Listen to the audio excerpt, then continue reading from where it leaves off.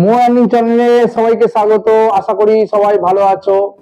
আমি অ্যাস্ট্রো দেব বলছি কলকাতা থেকে।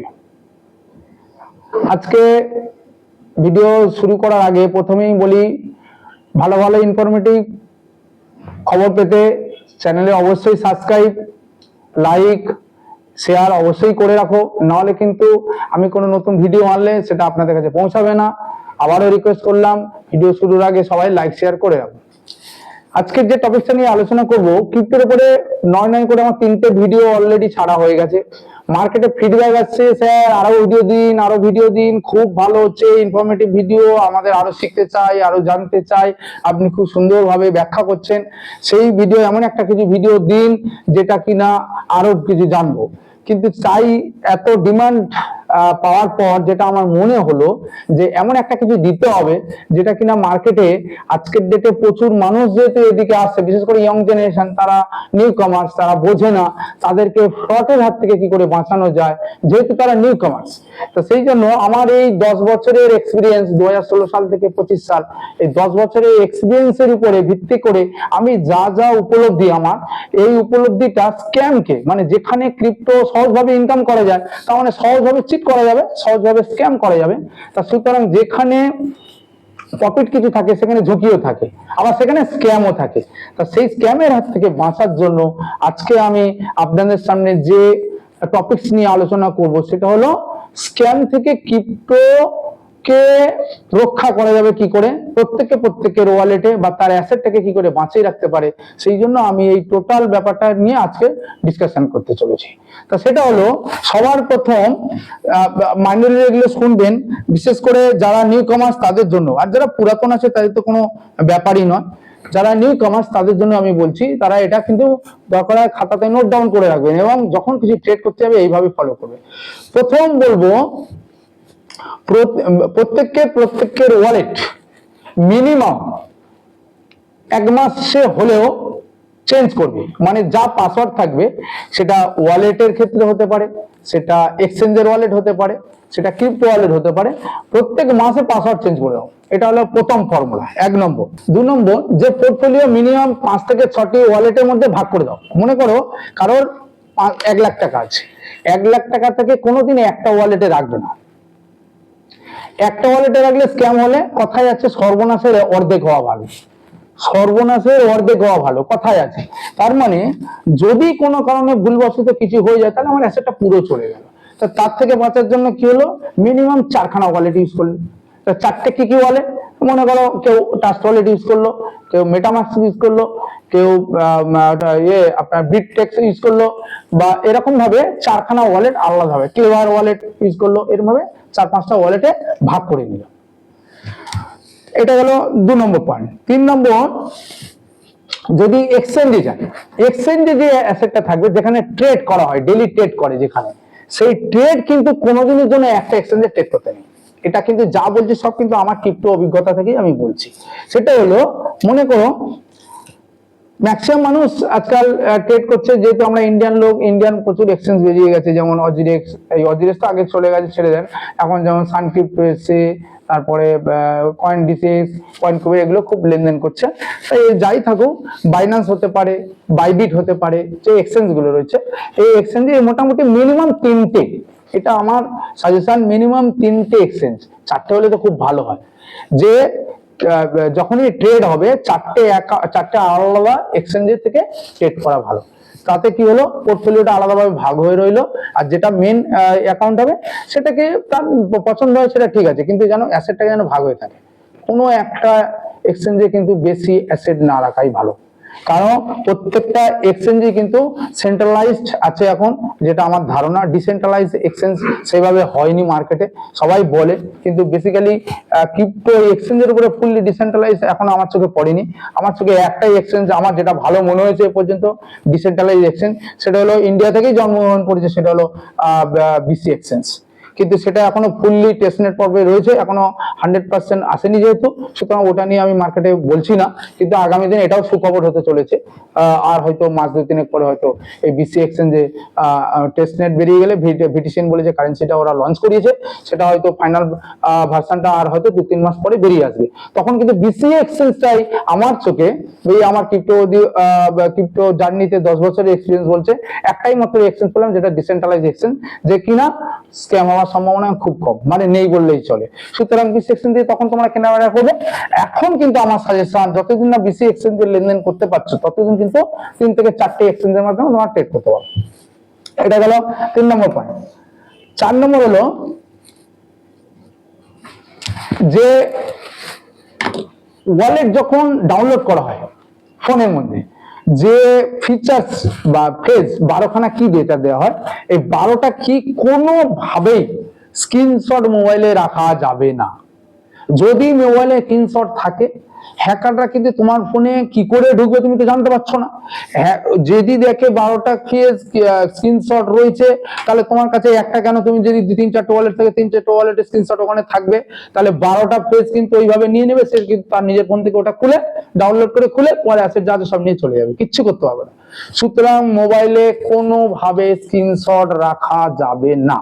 এটা হলো যখন কোনো, মনে করো টাস্ক ওয়ালেট ডাউনলোড করছো, মনে করো মেটামাস্ক ডাউনলোড করছো, যেই ওয়ালেট ডাউনলোড করো তার কিন্তু 12টা পেজ কোনোভাবে তাদের কাছে রাখা যাবে না। আর এটা গেল 4 নম্বর পয়েন্ট। 5 নম্বর পয়েন্ট, এই 12টা পেজ ছাড়াও যদি বিশ্বস্ত কোনো বন্ধু থাকে, যে আমার তো খুব ক্লোজ বন্ধু, এর হাত ধরে আমি সবকিছু করতে পেরেছি, যতই ট্রাস্টেড মানুষ থাকুক না কেন, তাকে বিশ্বাস করে কোনোভাবে কাউকে শেয়ারও পর্যন্ত করা যাবে না। যে ওয়ালেটে আমি অ্যাসেট রাখবো, সেই 12খানা কি আমি কাউকে বলবো না। এটা কিন্তু নিজের কাছে নিজে প্রতিশ্রুতি করে নিতে হবে যে আমি যতই বিশ্বস্ত মানুষ আসুক আমি কাউকে বলবো না। এটা গেল 5 নম্বর। 6 নম্বর পয়েন্ট, P2P।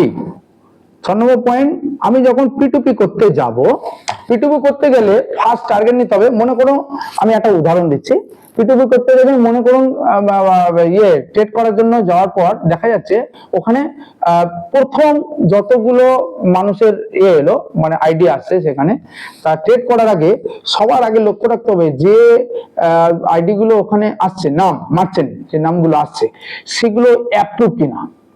আর যখনই অ্যাপ্রুভ থাকবে, সেই অ্যাপ্রুভটা দেখলেই বোঝা যায় তার পার্সেন্টেজ। যেমন আমি একটা ছোট্ট উদাহরণ দিই, P2P ট্রেড করার সময় সবার প্রথমে লক্ষ্য রাখবে তার মোবাইল নাম্বার আছে কিনা। এগুলো সব কিন্তু আমার প্র্যাকটিক্যাল অভিজ্ঞতা থেকে হয়েছে, যার জন্য আজ পর্যন্ত P2P বলো যে কোনো বলো, এই 10 বছর আমি এখনো কিন্তু ট্রেড করতে গিয়ে স্ক্যামের শিকার হয়নি। এগুলো আমি বলে দিচ্ছি, এটা যদি কেউ ফলো করে কোনোদিন স্ক্যাম হবে না।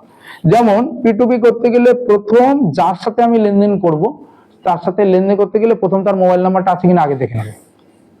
কেন না, ওখানে ট্রেড করার সময় ওখানে কোনো ব্যক্তির মোবাইল নাম্বার থাকে, আবার কোনো ব্যক্তির মোবাইল নাম্বার থাকে না। তাহলে আমি সবার আগে লক্ষ্য রাখবো তার মোবাইল নাম্বার আছে কিনা। মোবাইল নাম্বার যে মুহূর্তে পেলাম, এবার আমি রিং করে দেখবো যে সেই ফোনটা রিং হচ্ছে কিনা, দেখে নেবো। প্রয়োজন হলে তাদেরকে যেন আমি ফোন করতে পারি। ট্রেড চলছে, আমি টাকা পাঠিয়েছি, অ্যাসেট আসছে না, তখন আমি তাকে জানাবো, তাহলে আমি তাকে ফোনও করতে পারবো না। সুতরাং মোবাইল নাম্বারটা আমি অবশ্যই ফোন করে আমি দেখে নেব। দ্বিতীয় ব্যাপার হলো, 6 নম্বর পয়েন্ট হয়ে গেছে। 7 নম্বর পয়েন্ট, P2P করার সময় অ্যাসেট যে ভ্যালুটা হবে মাথায় রাখতে হবে। সেই অ্যাসেট ভ্যালু, এটা প্রচুর মানুষ ভুল করেছে, আমার প্র্যাকটিক্যাল লাইফে আমি এটাও দেখেছি, প্রচুর মানুষ ভুল করেছে এবং আমি নিজেও সেটা করেছি, করার সময় সেটা উপলব্ধি করেছি। অ্যাসেটটা মনে করেন আমি 10,000 টাকার ইউএসডিটি কিনতে যাচ্ছি, 10,000 টাকা ইউএসডিটি কিনতে গিয়ে 10,000 টাকা পুরো রাউন্ড ফিগারে আমি দেব, ওখানে কিন্তু ভ্যালু দেখাবে অ্যাসেট 10,000 টাকা দেওয়ার পর ইউএসডিটি দেখা গেল 10,000 টাকায়, আমি কথাই বলছি কোন রকমে আমি 100 টাকা ইউএসডিটি পাচ্ছি, এটা এক্সাম্পল। 100.1 আছে, কথাই বলছি 100.1 হতে পারে, 100.9 হতে পারে। যে ভ্যালু ওখানে দেখাবে সেই ভ্যালুর নিচে কোনোভাবে প্রোভাইড করা যাবে না। মানে একটা উদাহরণ দিচ্ছি, 100 টাকার আমি রেট বা 90 টাকা রেট ইউএসডিটি ভ্যালু, তাহলে আমি 10,000 টাকার ইউএসডিটি কিনতে গেছি, উল্টো দিকে বায়ার্সের কাছে দাম দেখাচ্ছে 10,109 টাকা 20 পয়সা। ভালো করে বুঝুন, 10,109 টাকা 20 পয়সা। তাহলে যে মুহূর্তে দেখালো 10,109 টাকা 20 পয়সা, ম্যাক্সিমাম মানুষ টাকা দেওয়ার সময় কি করবে, ওই 10,109 টাকাটাই দেবে, 20 পয়সাটা দেবে না, ওখান থেকেই স্ক্যাম হয়ে যাবে। সে যে উল্টো দিকে যে ব্যক্তি আছে সে দেখবে 20 পয়সাটা আমার কাছে আসেনি, এটা 20 পয়সার ফিগার না হয়ে ওটা 50 পয়সা হতে পারতো, 90 পয়সার ফিগার হতে পারতো। ওই ফিগারটা যে মুহূর্তে সে দেবে না, উল্টো দিকের ব্যক্তি যদি পুরো অ্যাসেটটাকে ডেলিভারি না করে, মানে আমাকে যদি অ্যাসেটটা যদি না দেয়, তাহলে কিন্তু আমি আলটিমেট কোনো দাবি এক্সচেঞ্জে কর্তৃপক্ষের কাছে দাবি করলেও কিন্তু আমাকে অ্যাসেট নাও পেতে পারি। তার মানে এটা দাঁড়ালো অ্যাসেট দেওয়ার ক্ষেত্রে যা নিয়ম, টাকা দেওয়ার ক্ষেত্রে সেম নিয়ম। আমি যদি অ্যাসেট বিক্রি করতে যাই, মানে আমি যদি ডলারটাকে বেচি, তার ক্ষেত্রেও সেম নিয়ম। মানে আমার কাছে হয়েছে একজন কিনছে, আমি ডলার বেচছি, মানে এটা বাই সেল বোথ সাইডের কথা বলছি।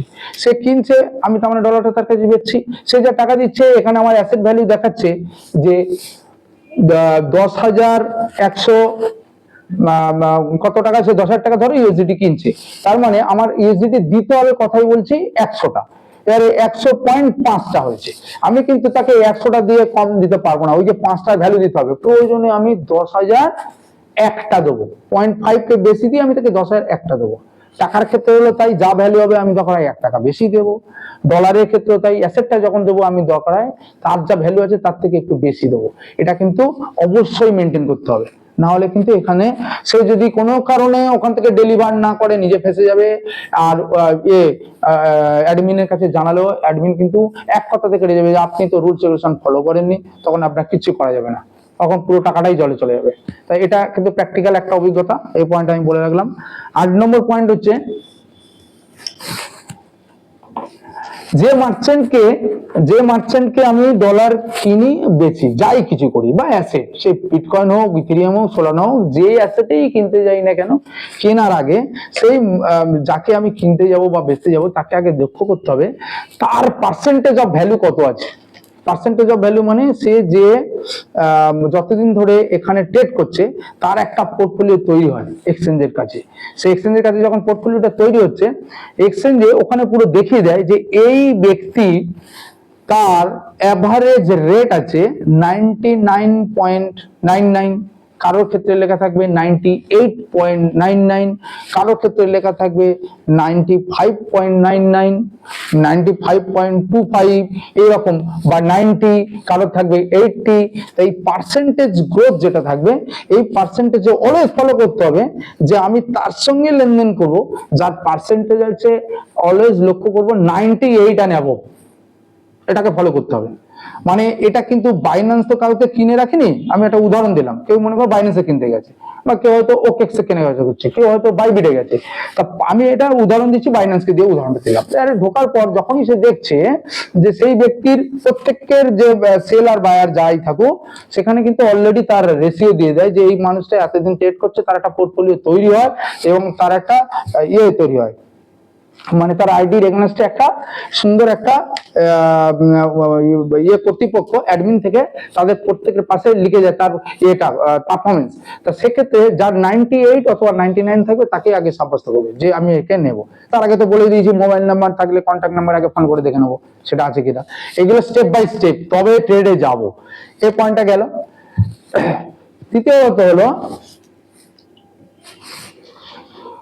আরেকটা পয়েন্ট ওর সঙ্গে জড়িয়ে যাবে, ওর পাশে ওই যে অ্যাডমিন কর্তৃপক্ষ যে এতগুলো সেলার বা বায়ার প্রত্যেকের পাশে ওই যে ডেজিগনেশনটা দিয়ে দিচ্ছে, লক্ষ্য রাখতে হবে কে কত ফাস্ট ডেলিভারি করেছে অ্যাসেট, সেটাও পর্যন্ত ওখানে লেখা থাকে কম বেশি অ্যাসেটটা, যে কেউ 15 মিনিট, কারোর থেকে লেখা থাকে 10 মিনিট, কারোর খাতে লেখা থাকবে 20 মিনিট, কারো থেকে লেখা থাকবে 1 ঘন্টা, কারো থেকে লেখা থাকবে 30 মিনিট।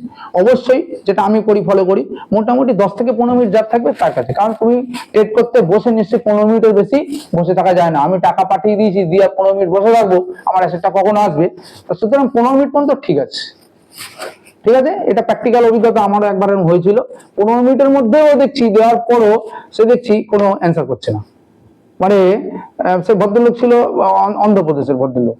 এবারে যখন দেখছি ও ভেবেছে আমি নিউ কমার্স, হতেই পারে যে নিউ কমার্স, আমি কি করলাম টাকা পাঠিয়ে দিয়েছি, টাকা পাঠানোর পর দেখছি টাইমিং কিন্তু চলে, ওখানে টাইমিংটা টিক টিক টিক টিক করে টাইম চলবে, 15 মিনিট পর্যন্ত তোমাকে করতে হবে, ওয়েট করতে হবে।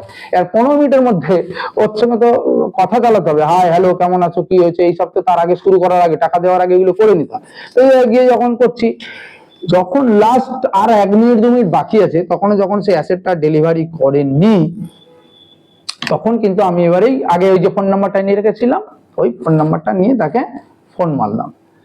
অলরেডি এবারে রেড অ্যালার্ট হয়ে গেল। রেড অ্যালার্ট হয়ে যাওয়ার পর ওখানে আবার একটা এক্সট্রা টাইম দেয় অ্যাডমিন কর্তৃপক্ষকে জানানোর জন্য। তার সঙ্গে সঙ্গে আমি ভদ্রলোককে ফোন মারলাম, হ্যালো, যে ওখানে যখন কোনো মেসেজ লিখছি, চ্যাট করছি, চ্যাট এসে কোনো অ্যান্সার দিচ্ছে না, কোনো রিপ্লাই দিচ্ছে না। অথচ শুরু করার আগে, চ্যাটকে শুরু করার আগে সেই ব্যক্তি বললো হ্যাঁ সব ঠিকঠাক আছে, আর যে মুহূর্তে শুরু করেছি টাকা দেওয়া চলে গেছে, অ্যাসেট আর পাঠাচ্ছে না। আমি যখন ফোন করে বলেছি, উনি যেহেতু অন্ধের লোক ছিল, আমি হিন্দিতেই কথা বললাম, তখন আর ইংলিশে চ্যাট ওখানে লিখেছি, সেখানে হিন্দিতে বলতে হচ্ছে। বললাম যে হোয়াট হ্যাপেন্ড, আপনি কি ऐसे ऐसे कर रहा है, अभी तक पेमेंट नहीं है। আর স্যার জি স্যার, যে আমি যখন তাকে একটা কথা বললাম যে আমি কি এক্ষুনি কমপ্লেন করব, মানে কমপ্লেন দিলে ওর অ্যাসেটটাই কিন্তু, যা অ্যাসেট থাকবে ওর অ্যাসেট, পুরো অ্যাসেটটাই কিন্তু ব্লক হবে।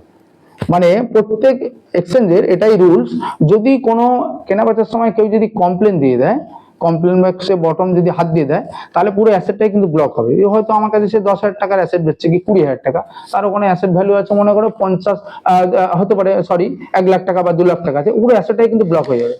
ও কিন্তু কোনোভাবে ওখান থেকে আর সেই অ্যাসেট টাকা আর কাউকে বেচতে পারবে না, তুলতে হবে না, প্রত্যেকের ভয় ধরে যাবে।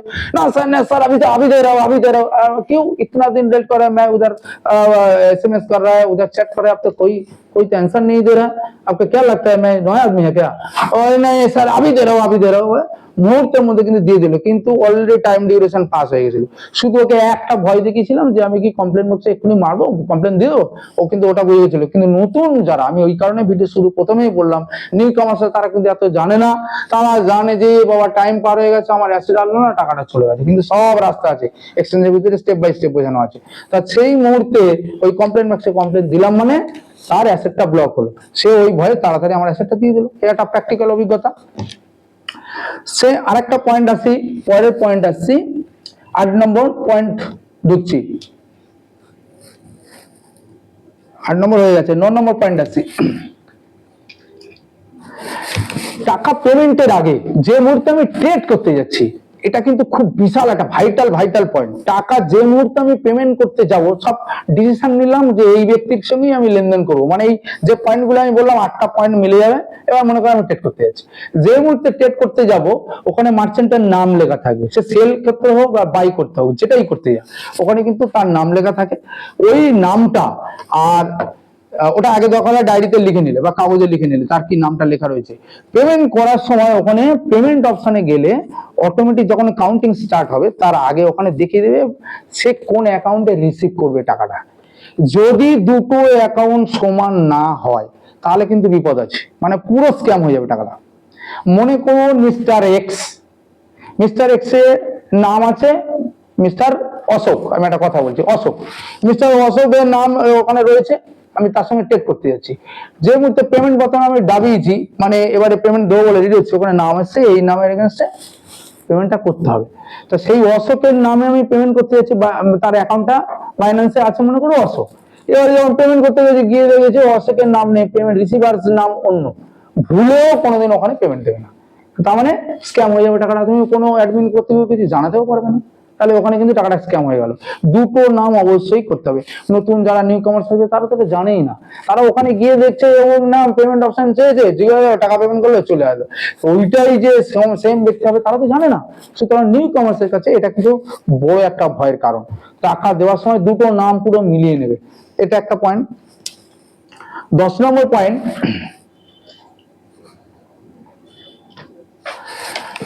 আমরা সাধারণ যারা ছোটখাটো রিটেলার আছি তারা কি করি, টাকা ট্রেড করার সময় সবার প্রথমে ওপর দিয়ে ম্যাক্সিমাম দামটা দিয়েছে সেই দিকে লক্ষ্য রাখি, বিশেষ করে যারা সেল করতে যখন যায়, এটা বেশি দাম আছে এর কাছে মালটা বেচবো, ওখানেই স্ক্যাম হয়ে যাওয়ার সবচেয়ে বড় সম্ভাবনা। এটা মানে আমি একটা উপস্থিত বুদ্ধির কথা বলছি। এটা কি, যদি কেউ এই সিস্টেমটা ফলো করে সে কোনোদিনই যেন স্ক্যাম হবে না, যে আমি প্রথম 10 জন কেন দেখো, কম্পিটিশনের জন্য বা কেউ স্ক্যাম করার জন্য সে এমন একটা লোভনীয় টোপ দিয়ে রাখলো, সবার প্রথমে তার নামটাই দিয়ে রেখেছে, সে লোভনীয় অফার দিয়ে রেখেছে, সেই জায়গাটায় আমরা গিয়ে তার পেছনে আমরা পড়ে গেলাম, এ বেশি দাম দিচ্ছে, সুতরাং আমরা তাকে মালটা বিক্রি করতে গেলাম, গিয়ে যে মুহূর্তে দেখছি যে দামটা ভালো দাম দিয়েছে তাকে ছেড়ে দিলাম, কিন্তু সে স্ক্যামার বা তার এই যে আমি যে পয়েন্ট গুলো বলছি এই টোটাল পয়েন্টটা আমরা কেউ ফলো করলাম না, আমি তখন হলো মানে সে দেখা গেল সে সেখানে অ্যাপ্রুভ প্রতিনিধিই নয়, মানে তার আইডিটা ওখানে অ্যাপ্রুভ নয়, গ্রিন আইডি নয়, তাহলে রেড আইডি। তাহলে সহজ উপায়, নাম প্রথম থেকে মোটামুটি এভারেজ, যেটা আমার ক্যালকুলেশন এতদিনের অভিজ্ঞতা বলছে, প্রথম থেকে দরকার হয় 20-30টা নাম একদম উড়িয়ে দাও, তাতে আমার 2 পয়সা কম আসে আসো, তাতে আমার 2 পয়সা প্রফিট কম হবে। প্রথম 20-30টা নাও উড়িয়ে দাও, তলার দিকে আসো, তলার দিকে কেউ যেতে চায় না, কেন দামটা রেটটা কমে যাচ্ছে। ঠিক আছে, আমি 1 টাকা রেটে কম আরো কমে বেচবো, 50 পয়সা কমে বসে, কারণ ওখানে 10 পয়সার গ্যাপে 20 পয়সার গ্যাপে প্রচুর বায়ার্স উপরে চলে যায়। তা ঠিক আছে, আমি উপর দিকে তুলে দিলাম, তলার দিকে চলে এলাম, তাতেও দেখেন আমি 50 পয়সা যদি গ্যাপ মারি, দেখা গেল মাত্র 30টা লোক চলে গেছে উপরে, যাক আমার দরকার নেই, উপর দিক থেকে এবার চলে গেলাম। লোভের বশবর্তী হয়ে মানুষ কিন্তু এখানে স্ক্যামটা খায়। তাই এটা একটা সুন্দর একটা পয়েন্ট, এটা বলে রাখলাম। 11 নম্বর পয়েন্ট হলো, প্রচুর সোশ্যাল মিডিয়াতে এসব অফার দিয়ে থাকে, আমি 5 মিনিটে 500% দেব, 10 মিনিটে 1000 বা 1 ঘন্টায় 1000%, বা 3000%, টেলিগ্রাম হোক, হোয়াটসঅ্যাপ গ্রুপ হোক, এরকম প্রচুর, ফেসবুক হোক, এসব কিন্তু চলে আসে, ওগুলো থেকে কিন্তু এড়াতে হবে, এটার দিকে কিন্তু দৃষ্টি করতে হবে। 11 নম্বর পয়েন্ট। 12 নম্বর পয়েন্ট হলো, এরকম হয় যে এমন একটা লিঙ্ক চলে এলো বা ফোন হলো, স্যার আমরা নতুন ভাবে ক্রিপ্টো নিয়ে কাজকর্ম করছি, আমরা অলরেডি সিগন্যাল দেবো, কল দেবো, আপনি এই কলের এগেনস্টে বা এই সিগন্যাল এগেনস্টে আপনি আমাদের কাজটা হয় পার্টিকুলার তিনটে কারেন্সির উপরে, বিটকয়েনের উপর হয়, বিএনবির উপর হয়, আর ইথেরিয়ামের উপরে। আপনি ভাবছেন আরে বাস, প্রথম সারির দিকে 3টে কয়েনের উপরে এরা ট্রেড করে, বিশাল ব্যাপার। তারাও কিন্তু উদ্দেশ্যপ্রণোদিত আপনাকে ভুল খাওয়ানোর জন্য এইসব কথাবার্তা বললো, আর অন্য কোনো কারেন্সির নাম নিল না, প্রথমে 3টে কারেন্সির নাম বলে দিল, দিয়ে তারা ট্রেড করানোর জন্য কিন্তু এই কথাটা বললো। আমরা কিন্তু অলরেডি আপনাকে প্রতি ঘন্টায় কিন্তু এই প্রফিট দেবো, মানে সিগন্যাল দেবো, মানে কি ঘন্টায় আমরা ওই সিগন্যালটা দিয়ে যে ঘন্টায় আলটিমেট তার হবে, সিগন্যাল আসবে, আর ঘন্টায় সে যখন ট্রেড করবে তখন তার ইনকাম হবে। তাই ঘন্টায় লোভের বশবর্তী না হয়ে আমাদের ওই দিকে লক্ষ্য রাখতে হবে। সিগন্যালের কথা শুনলে বা ঘন্টায় আমি ইনকাম পাবো এই কথাটা শুনলে তাদের ফোন কল থেকে এড়িয়ে থাকা ভালো, বা তাদের পথে ট্রেডের পেছনে না যাওয়াই ভালো। এটা কিন্তু বিটকয়েনের নাম করবে বা ইথেরিয়ামের নাম করবে বা বিএনবি বা কোনো ভালো করবেন ডজি টোকেনের নাম নিতে পারে, এক্সআরপি হতে পারে, যে কোনো ট্রন হতে পারে, সোজা কথা কারেন্সির নাম করে সিগন্যালের ট্রেড করানোর কথা নাম বলে ওখান থেকে এড়িয়ে যাওয়া ভালো। 12টা পয়েন্ট হয়ে গেল।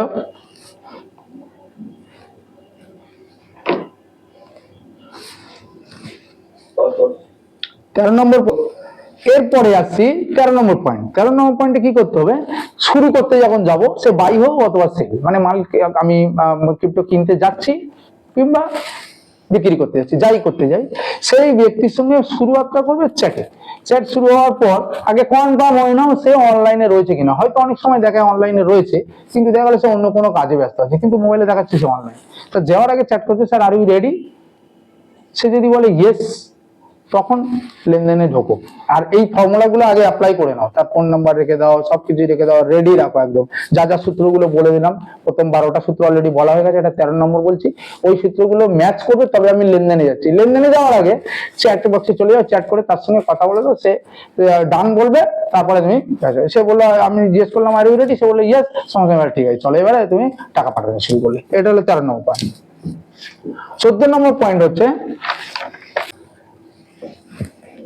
অচেনা কোনো ইমেল, বিশেষ করে আমি যে ইমেল থেকে আমাদের বিশেষ করে এক্সচেঞ্জের লেনদেনগুলো হচ্ছে, সেই ইমেল নাম্বার ধরে ম্যাক্সিমাম তারা ফলো রাখে বা টেলিগ্রাম থেকে ফলো রাখে। অচেনা কোনো ইমেল আর অচেনা কোনো হোয়াটসঅ্যাপ নাম্বারে যদি কোনো এইভাবে কল আসে, বিশেষ করে ক্রিপ্টো রিলেটেড, সেগুলো সবসময়ের জন্য রিসিভ না করাই ভালো।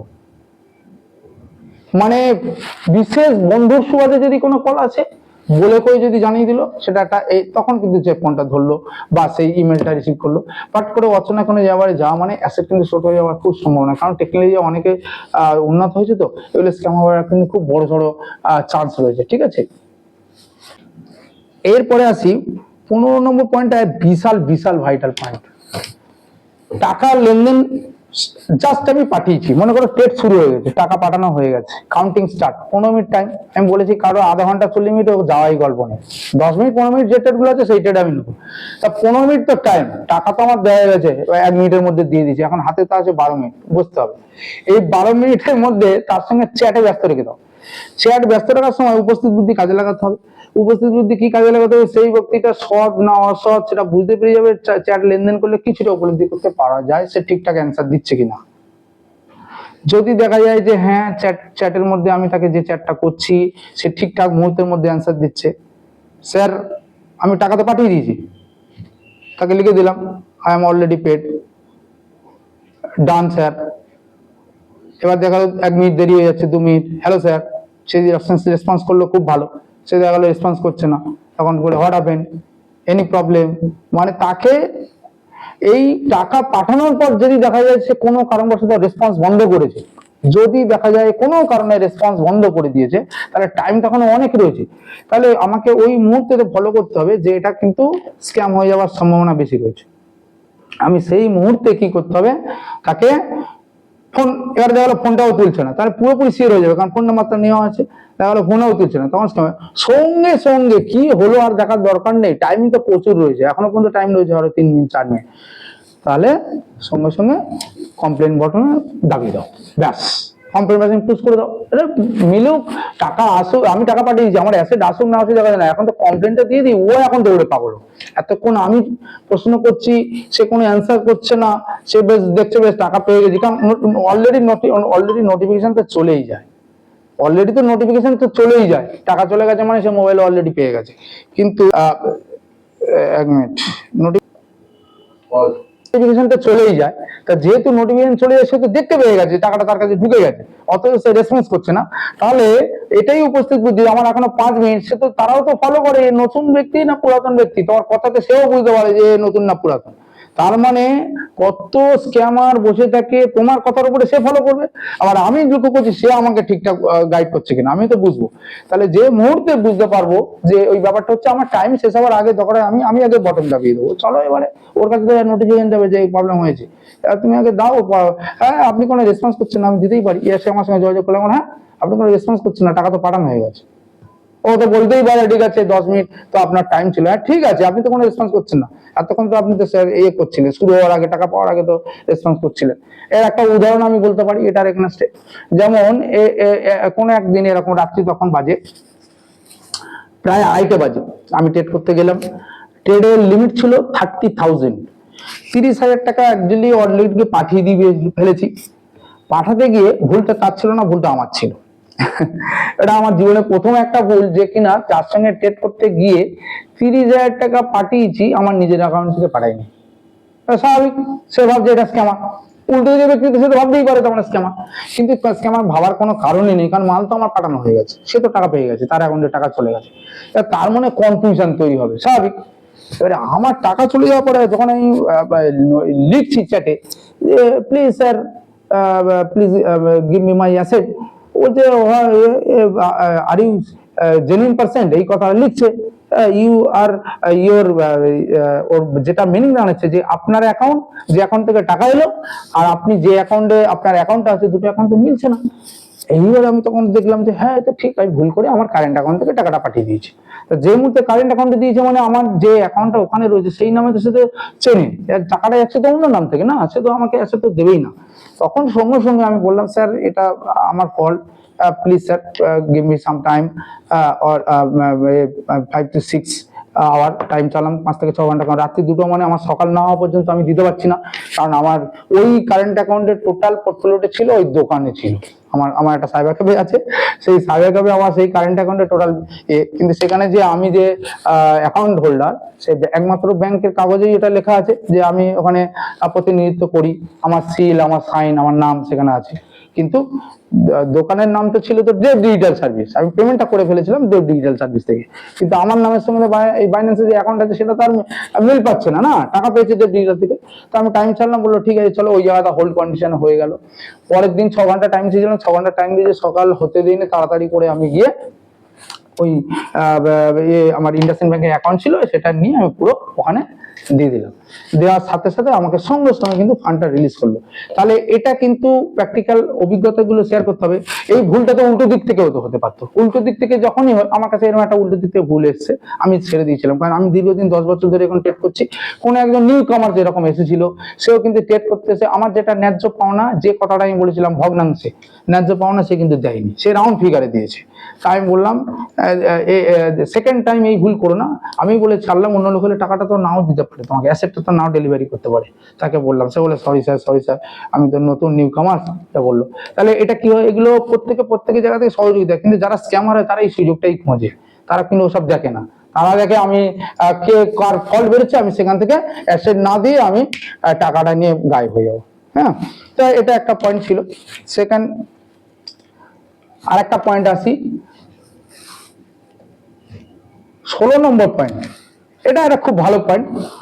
কোন অ্যামাউন্ট, সাপোজ অ্যামাউন্টের পরিমাণ লাখো টাকা চলে গেছে, যে আমি একসঙ্গে $1000 কিনছি, তার মানে আমার লাখো টাকায় চলে গেছে। কোনো দিনের জন্য ওই বড় অ্যামাউন্টটা ডিলটা একসঙ্গে করতে যাবে না। এটাও অভিজ্ঞতা প্রচুর হয়েছে ট্রেড করতে গিয়ে। বড় লেনদেন যে মুহূর্তে করতে যাবে তার অনেক ঝামেলা আছে। বাই চান্স যদি সেটা কোনো কারণে গন্ডগোল হয়, এক নম্বর তো নেটওয়ার্ক ইস্যু হয়ে যায়, অনেক সময় লেনদেন করতে গিয়ে প্রবলেম হচ্ছে, সেটা হচ্ছে রাত্রিবেলা ট্রেড করতে গেলে অনেক সময় ব্যাংকের সার্ভার প্রবলেম থাকে।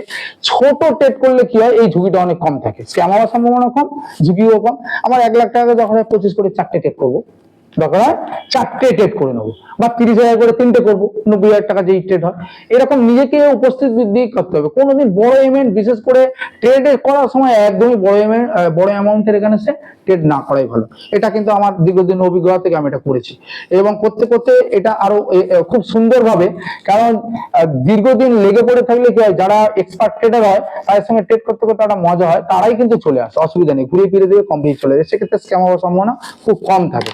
যখন একবার ছাড়া দুবার, দুবার ছাড়া 10 বার যখন কেউ ট্রেড করে, তখন তার এই কনফিডেন্স চলে আসে। আর যারা অলরেডি ট্রেডার হয় তারাও চিনে যায় বারবার যখন কেউ ট্রেডের মধ্যে ঢুকে যায়। এটা খুব বড় প্ল্যাটফর্ম। আচ্ছা, এরপরে আসছি 17 নম্বর পয়েন্ট। এটা খুব একটা সুন্দর পয়েন্ট। বিশেষ করে কয়েন বা টোকেন কিনতে যাওয়ার সময় অবশ্যই লক্ষ্য রাখতে হবে যে তার লিকুইডেশন দেওয়া রয়েছে কিনা। লিকুইডেশন ছাড়া কোনোভাবে কয়েন বা টোকেন কেনা যাবে না, ওখানে কিন্তু নলে স্ক্যাম হয়ে যেতে পারে।